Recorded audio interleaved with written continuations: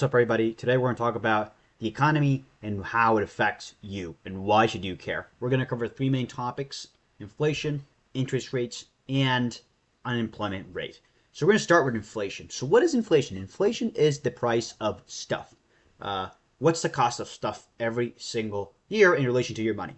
Let's say I have $100 and inflation rate is at 5%. Next year, I will have $95 in relation to the stuff you can buy. It doesn't mean that I'm going to have $95 in the bank account. The digits are not going to go from 100 to 95. It simply means that the value of those $100 are going to go down to $95. So what does this mean? This means that in order to prevent the situation from corroding your purchasing power, you need to invest your money. If, let's say, you're getting 1% a year and inflation is at 5%, even if you're getting 1% a year in the bank account, you're still losing 4% every year because of inflation. Right now, inflation is at 2.9%.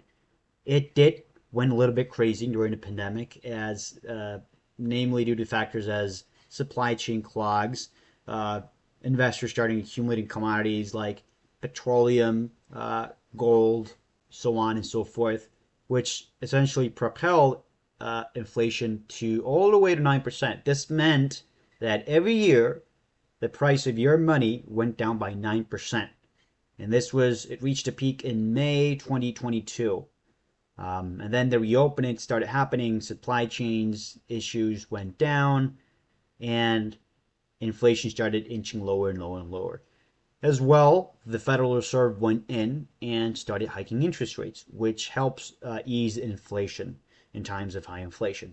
So right now we see inflation going down to 2.9%. And usually the target for the Central Bank of the US is 2%. And it has been kind of stable over the past couple of years. We had a crazy period in the 70s and the 80s where we had hyperinflation. Inflation was all the way up to 14%. This meant that every year your purchasing power went down 14%. So your money was worth less and less and less and less. This is not the case anymore because we're now at 2.9%. Now we're going to go over interest rates. Why do interest rates matter? Let me plot over here what interest rates are at right now. Interest rates are at 5.5%. These are set by the Central Bank of the United States, or the Federal Reserve, also called the Fed. This means that the interest rates are the price of money, essentially how much you're going to pay on a loan, or how much you're going to pay on your credit card, how much you're going to pay on a mortgage. And the flip side, it also means how much you're going to get paid by lending money to the bank or by, buying a bond. If interest rates are at 5%, bonds may be paying you around 5%. So that's why it's a good idea to right now invest in high yield bonds or not essentially buy, but deposit your money in high yield interest rates accounts. Now, what this means for investing is that you want to be buying stocks in the value sector, financials and banks, insurers. Why banks? Because banks can charge more money on their loans, which means they make more money, which means it is appreciation for the stock. Energy, consumer staples, healthcare, value stocks in general.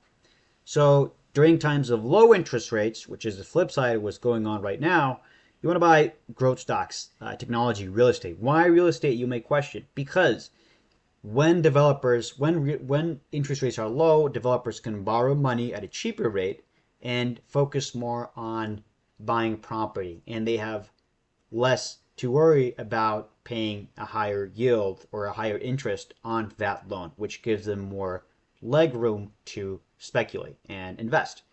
And so also, we have high dividend stocks, consumer discretionary, and here we go again with the interest rates. So interest rates are at 5.5%. This means that every year, as we mentioned, the cost of your money goes down by 5.5%, which means that you would do well if you posted perhaps your money in a bank account that gives you 6% or 5%. Even if it's 5%, at least your rescuing some of the value of the money that's being depreciated by inflation. So we're going to go next to unemployment. Unemployment is important because it essentially signals the amount of people that are being fired from their jobs. So let's go to unemployment. And by the way, if you want to use these type of charts, I'll show you the link in the description below. So this is the unemployment rate in the US right now, sitting at 7 million. So what does this mean? This means that let's go through the historicals. When the pandemic began, there was a lot of firing and a lot of jobs got lost. So the unemployment rate went up all the way up to 23 million. So this means that a lot of people are unemployed. There's less spending. And this causes an issue because it can cause an economic contraction. And it did. It did contract the GDP. And it caused a recession where there's less spending overall and businesses are closing shop. People are losing their jobs, and it creates this vicious cycle of economic contraction, which we saw in the pandemic. Now, the unemployment has been inching lower and lower and lower after the pandemic, fortunately. However, it has been creeping up recently, and there is a fear of another recession. So what do we do in these types of environments? Usually, it's a good idea to keep your resume open, to keep applying to new jobs, perhaps in value the value investment area, which is financials, energy, consumer staples. Again, I'll share this list in the comments. I mean, in the description. And it's best to also be mindful of alternative sources of income, which will help you if you lose your job, of course.